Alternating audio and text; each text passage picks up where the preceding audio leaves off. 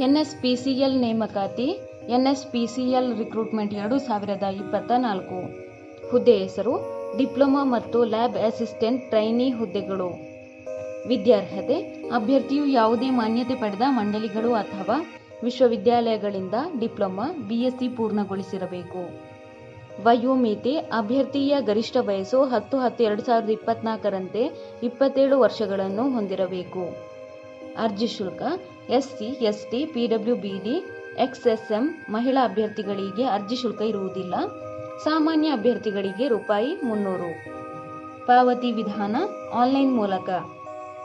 ಪ್ರಮುಖ ದಿನಾಂಕಗಳು: ಆನ್ಲೈನ್ನಲ್ಲಿ ಅರ್ಜಿ ಸಲ್ಲಿಸಲು ಪ್ರಾರಂಭ ದಿನಾಂಕ 25/9/2024.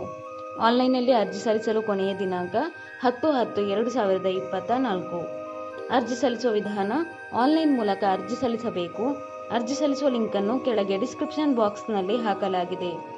ಹೆಚ್ಚಿನ ಉದ್ಯೋಗ ಮಾಹಿತಿಗಾಗಿ ಈ ಚಾನೆಲ್ ಅನ್ನು ಸಬ್ಸ್ಕ್ರೈಬ್ ಮಾಡಿ.